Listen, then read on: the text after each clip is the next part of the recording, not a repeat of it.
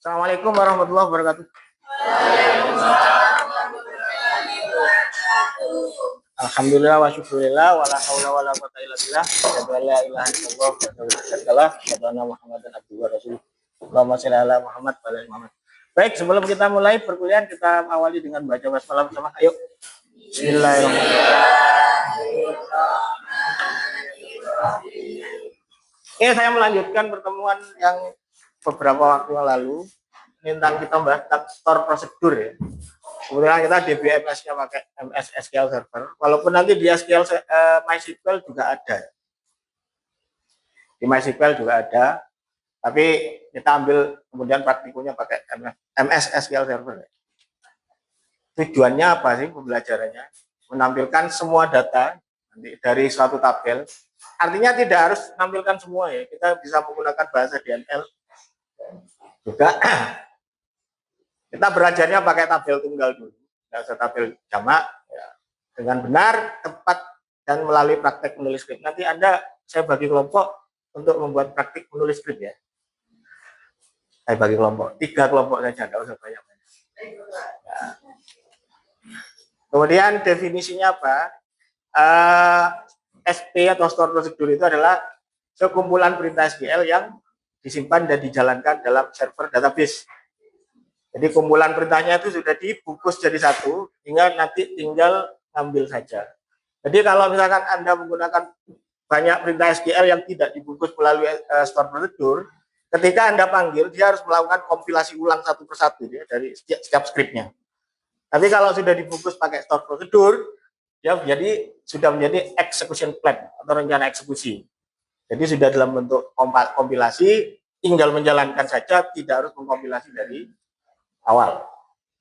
Paham ya? Sampai sini ada pertanyaan?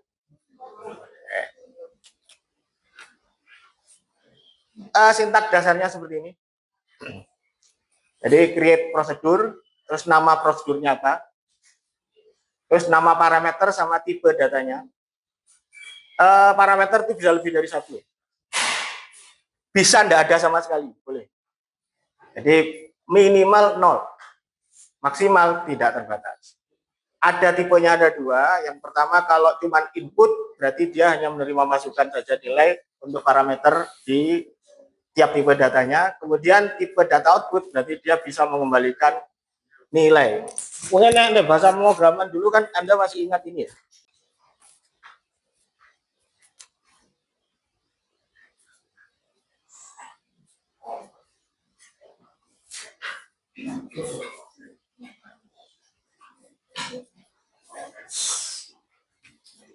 Dalam pembahasan pemrograman apapun, 2 konsep ini selalu ada. Tidak mungkin tidak ada. Jadi kalau misalkan tipe data yang tipenya output itu adalah call by value. Jadi kalau Anda ngubah di dalam struktur store prosedurnya, maka nilainya juga akan berubah. Kalau call by reference, dia hanya mengcopy saja ya. Saya kasih contoh begini. Kalau misalkan saya punya ini dokumen gitu ya. Kemudian saya fotokopi, ya, tak fotokopi itu fotokopinya tak kena Wira. Saya kasihkan Wira gitu ya. Kemudian sama Wira apa? Dicoret-coret. Yang ini berubah nggak? Nggak ya. Itu namanya call by reference. Dia hanya mengacu pada nilainya saja. Tapi naik call by value, dia juga mengacu pada alamat memorinya. Jadi misalkan ini suatu variabel dokumen, tak bungkus gitu ya. Dengan nama lain saya bungkus, tapi terus saya kasihkan Wira. Sama Wira, dioret-oret. Berubah nggak? Walaupun dia sudah dibungkus. Paham ya? Jadi typical output untuk data di store prosedur itu adalah fungsi yang digunakan adalah call by value. Sampai sini ada pertanyaan? Tidak ada ya? Nah, sintak dasar untuk menjalankan store prosedur, Anda bisa menggunakan nama exec ya. Pakai keyword exec. Kemudian nama prosedurnya, parameternya apa. Atau kalau misalkan tidak pakai exec, langsung nama prosedur sama nilai parameternya juga boleh. Nilai parameternya sifatnya opsional ya. Jadi kalau misalkan Anda tidak menyatakan parameter di situ, ya sudah, tidak usah diberi parameter. Kalau tidak, error. Karena dia nanti akan menyesuaikan dengan hasil kompilasi yang Anda buat. Sampai sini, paham? Lanjut ya, aman ya? Kita review sebentar. Ya, saya gampang dulu. Anda tahu ya, dalam database itu kan istilah untuk permainan datanya, bahasa datanya, ada yang disebut DML, ono yang disebut DDL. Tahu bedanya? Ayo, yang angkatan Jurassic. Yang sudah tua-tua, apalagi yang sudah lulus.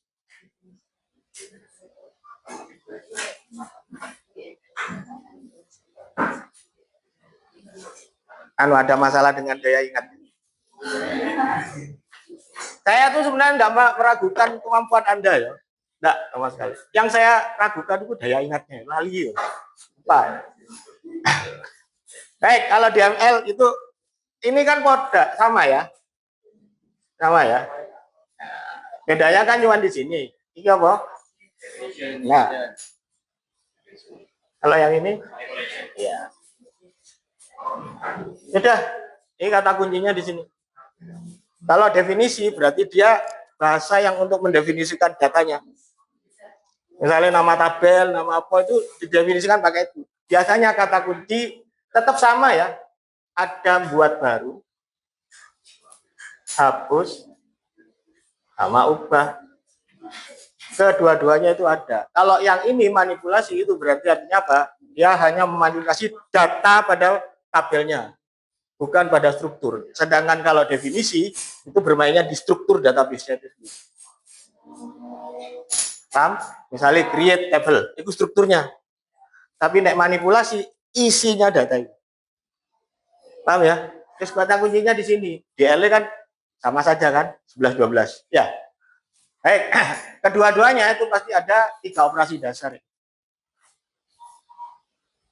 Pasti ono.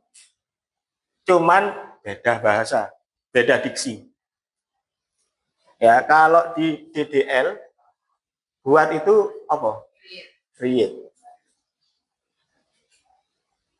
Terus kalau hapus drop. Kalau ubah? Alter.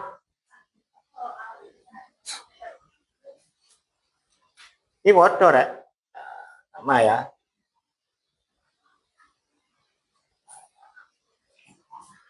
Nah, kalau di DML buat itu apa? Buat itu berarti sama dengan mengisi baru ya? Insert. Kalau hapus? Delete. Beda diksi ya, artinya sama. Terus ubah. Hati-hati, teman kalau mau mengubah isi suatu tabel jangan pakai drop. Hilang nggak besak tabel. Ya, jadi hilang semua nanti satu tabelnya hilang semua. Nah, untuk operasi dasar itu kan DML-nya menggunakan insert, delete, update ditambah dengan biasanya untuk hanya menampilkan data itu ditambah dengan perintah. Jadi misalkan Anda hanya untuk menampilkan data saja, langsung ini ya select. Jangan pakai insert, jangan delete, pakai update. Jadi kata kuncinya harus dipegang semua ya. Kalau di DDL Pak, apakah ada? Tidak ada ya. Tidak ada menampilkan struktur tabel itu tidak ada. Jadi memang kuncinya di bagian DDL cuma 3. Ada pertanyaan? Sekarang kita lihat review sebentar. Ya. Untuk misalkan saya punya tabel TB pasien, simple aja. Ini kalau select kode pas, nama pas, jenis kelamin sama alamat. Kode pas ini primary key. Ya. Kemudian nama pasnya atribut biasa ya. Ajuan berikut jenis kelamin dan alamat. Jadi kalau Anda menggunakan select, kemudian kode pas, nama pas, cekal alamat, berarti semua atribut yang ada di tabel ini akan ditampilkan. Dari mana? Dari tabel password. Nah, alur kerja dari SQL Server itu biasanya dia akan membaca ini dulu ya. Kelihatannya urutannya kan select dulu ini ya. Tapi kalau ketika ada jalan dia kompilasi, dia tidak lari ke sini tapi lari ke sini.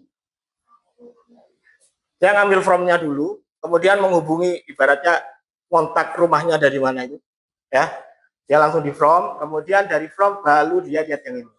Mana yang harus ditampilkan. Oke, sampai sini. Paham ya? Nah, contohnya kalau untuk prosedur menampilkan data ya, seperti ini ya. Jadi misalkan saya buat create prosedur SPV pasien all ya, artinya semua pasien saya tampilkan sama kayak tadi ini. Jadi kan select kode pas, nama pas, cekel, alamat, tapi saya masukkan dalam satu prosedur. Hingga nanti kalau saya mau memanggil menampilkan data tidak usah menulis ulang select kode pas dan seterusnya. Cukup nama prosedurnya saja. Ini kurang all ya. SPV ASEAN all berarti. Ya, kurang. Di situ kan ada all-nya ya. Ya, tipe-tipe. Atau langsung dipanggil SPV ASEAN, jalankan, selesai. Jadi tidak harus menulis ulang lagi. Paham? Oke.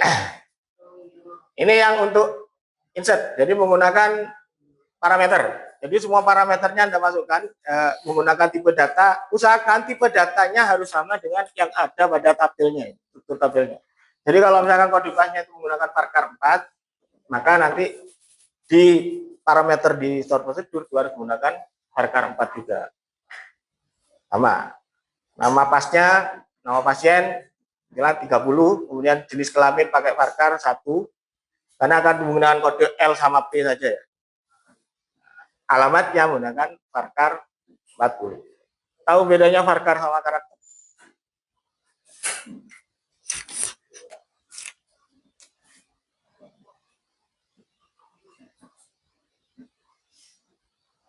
Tahu? Ya, yang mengasdosi siapa? Ya. Mungkin kalau varchar itu dia bisa lebih dari satu karakter. Jangan daftar ya, hanya satu karakter, bisa menyimpan satu karakter saja. Ya, karakter menyimpan 5 karakter. Kalau saya pakai tipe char itu bisa 5 karakter, ini juga bisa 5.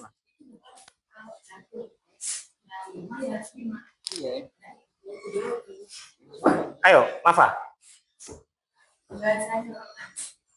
Bahasanya.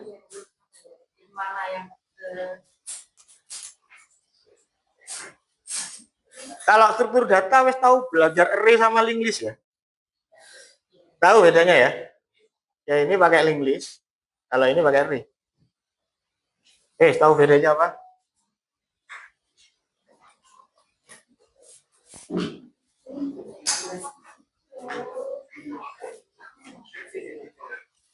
Kalau karakter, kalau Anda misalkan pesan 5 gitu ya. Misalkan ada 5 slot.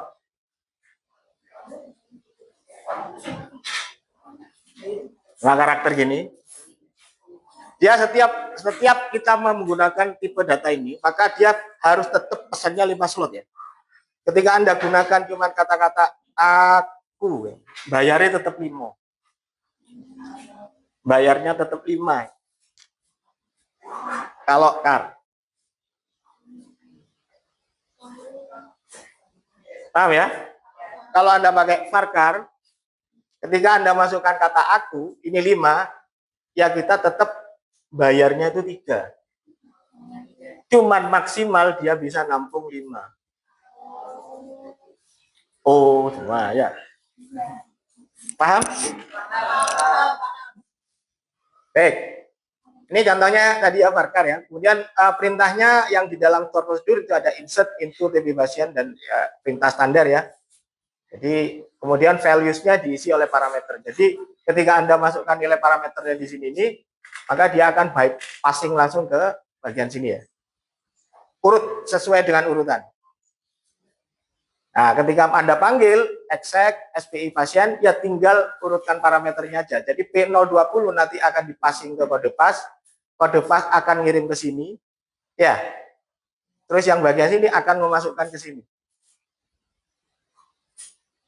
Paham ya? Jadi sesuai urutannya.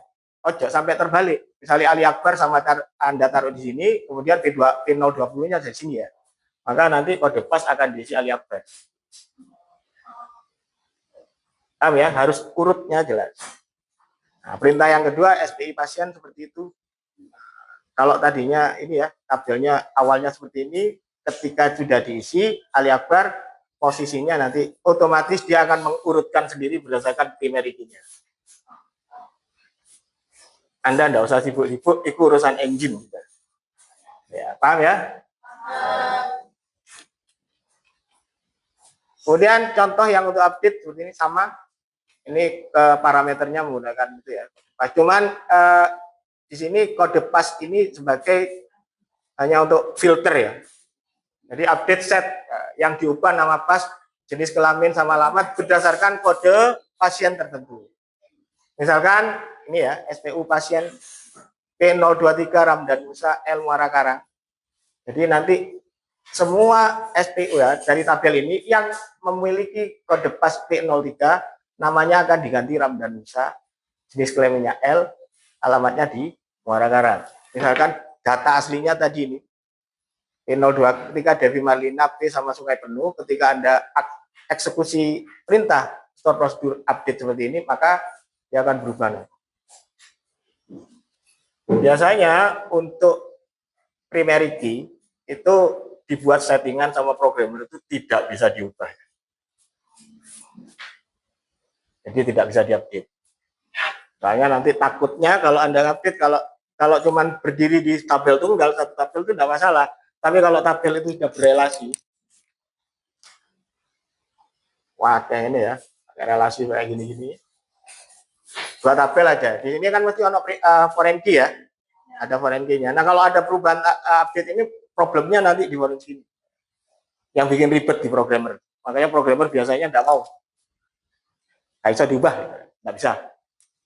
Walaupun sebenarnya aturan datanya membolehkan itu. Tapi programmer biasanya memutuskan untuk tidak mengubah primary key. Jadi sifatnya opsional saja ya. Sampai sini ada pertanyaan? Tidak ada. Aman ya? Aman. Create prosedur yang untuk delete. Jadi menghapus data pasien ini berdasarkan kode tertentu.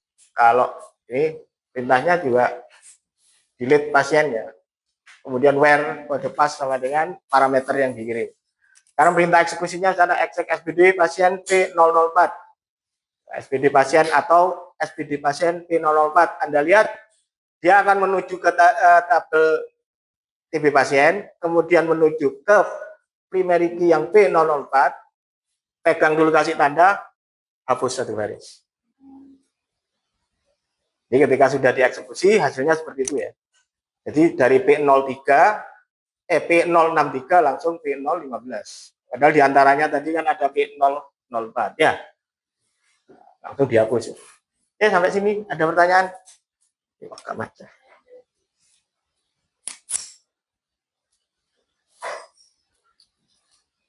Aman, Rek?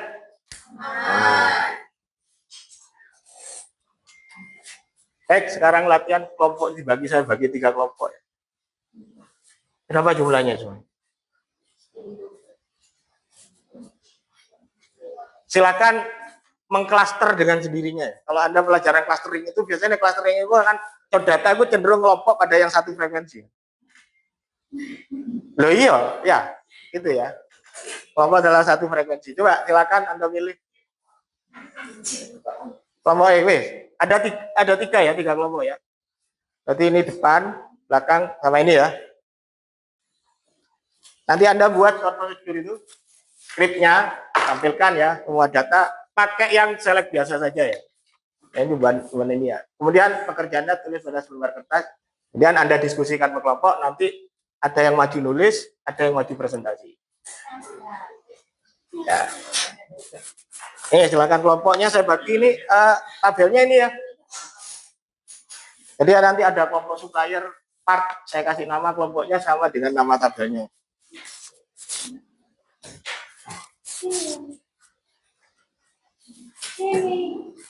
Ini satu kelompok ya. Silakan didiskusikan.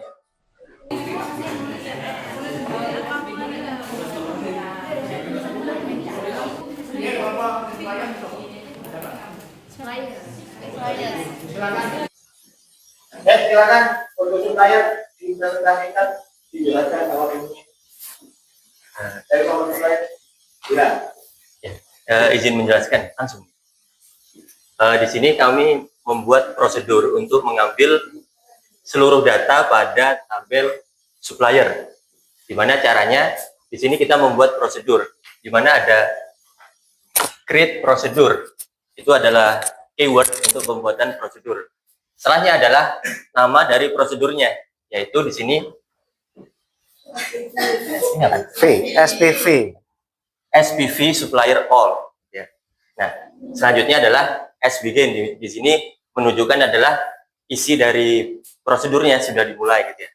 Nah, di dalamnya di antara begin dan end ini adalah isinya, di mana jika kita ingin mengambil seluruh data, jika kita ingin mengambil data, kita akan menggunakan select ya.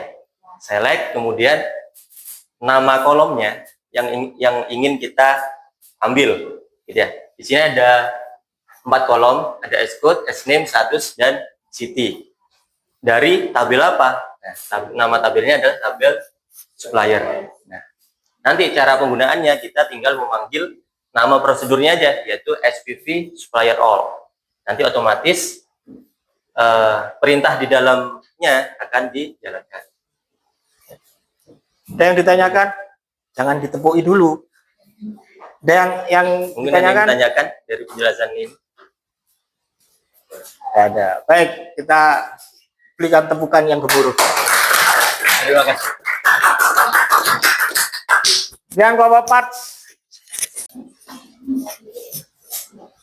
Baik teman-teman, di sini saya akan menjelaskan soal yang kelompok 2, yaitu parts.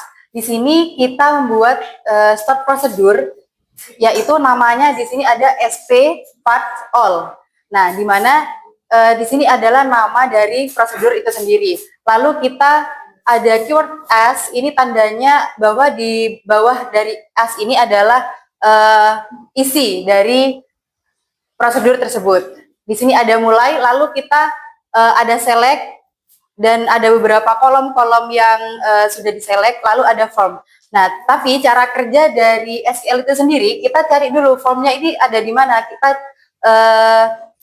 di sini ada part, lalu berarti di sini adalah nama tabel dari yang kita pilih, di mana namanya part. Lalu di dalam part tersebut kita memilih kolom-kolom yang ingin kita tampilkan, yaitu ada pcode, vname, color, dan week, dan city. Maaf, di sini juga ada terdapat kesalahan karena di sini adalah kolom terakhir, maka tidak perlu adanya koma. Lalu ada end, maka create prosedur selesai. Lalu untuk pemanggilannya kita langsung saja dengan perintah sp parts all, atau kita juga bisa dengan keyword exec tadi lalu dilanjutkan dengan sp parts all seperti itu. Terima kasih. Oke, ada yang ditanyakan? Berikan applause yang gemuruh. Enggak masalah. Oke, kelompok terakhir shipment. Kira. Kali ini saya akan menjelaskan soal tabel shipment. Pertama itu untuk membuat prosedurnya create prosedur dengan nama SPV shipment all, dan untuk memulai membuat prosedurnya kita menggunakan as begin dengan cara menampilkan data shipment. Di sini kolomnya kolom dengan nama tabel shipment dan diakhiri dengan n. Sekian dan terima kasih. Ada yang ditanyakan? Kita berikan tepukan yang gemuruh.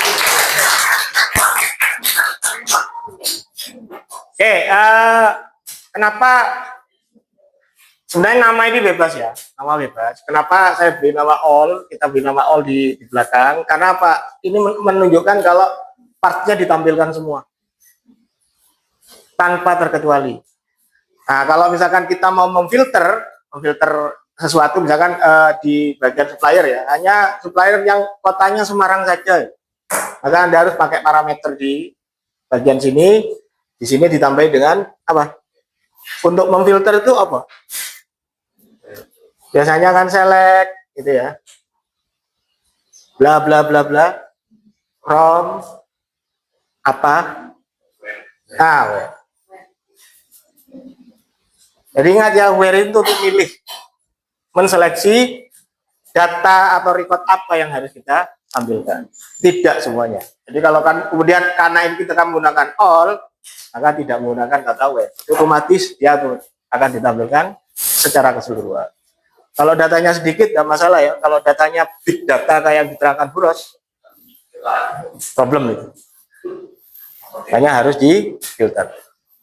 Oke, sampai sini ada yang ditanyakan? Aman ya? Refleksinya, simpulan. Kalau begitu, apa perbedaan prinsip kerja perintah SQL yang tanpa store prosedur atau dalam bentuk store prosedur?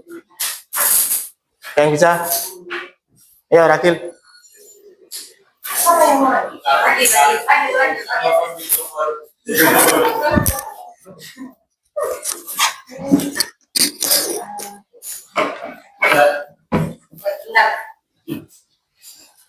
Ya, lihat. Kerpeannya joget toh. Jadi gini, menurut pemahaman saya, perintah SQL tanpa store prosedur itu, jadi setiap perintah itu dijalankan, jadi itu ada kompilasi ulang, bahwa sedangkan kalau menggunakan store prosedur itu disimpan gitu di DBMS-nya, Pak. Jadi setiap kali mesin menjalankan perintah eksekusi itu tidak perlu compile ulang. Mungkin segitu aja, Pak. Ya, ada yang lain? Yang angkatan senior. Oke, cara garis besar, kalau kita misalkan tidak menggunakan store prosedur ya, maka ini kan biasanya Anda akan tulis di baris source program ya. Ya, di query-nya biasanya di programnya kan ditulis juga, misalkan Anda pakai Java. Maka setiap Anda ngirim itu akan dikompilasi ulang ya, setiap per barisnya. Tapi kalau ini sudah ditaruh di engine, di DBMS, dia sudah jadi execution plan namanya. Jadi rencana eksekusi. Dia hanya tinggal manggil program yang sudah ada. Jadi tidak harus mengkompilasi ulang. Kalau misalkan program syntax script-nya ini pendek, oke, tidak masalah. Walaupun kompilasi ulang, kan tidak terlalu makan waktu ya. Tapi kalau misalkan query-nya itu kompleks sekali, ya, menggunakan 3 atau 4 tabel sekaligus, yang menggunakan inner join sampai berbaris-baris, terus Anda kirim melalui ke server, jaringannya lagi lemot, apa yang terjadi? Dia harus membaca seluruh script itu kan, ya, yang dikirimkan. Dan kalau pakai store prosedur, hanya satu ini aja, yang menjalankan nanti adalah server.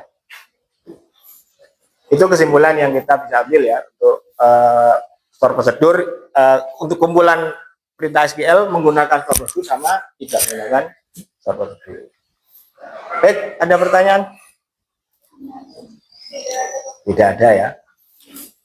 Oke, kita tutup pertemuan kuliah hari ini ya. Mungkin nanti untuk materi selanjutnya kita akan ketemu di pertemuan yang lain. Baik, kita sama-sama kita tutup dengan doa kafaratul majlis. Subhanakallahumma wa bihamdik, asyhadu an la ilaha illa anta wa astaghfiruka wa atubu ilaik. Assalamualaikum warahmatullahi wabarakatuh.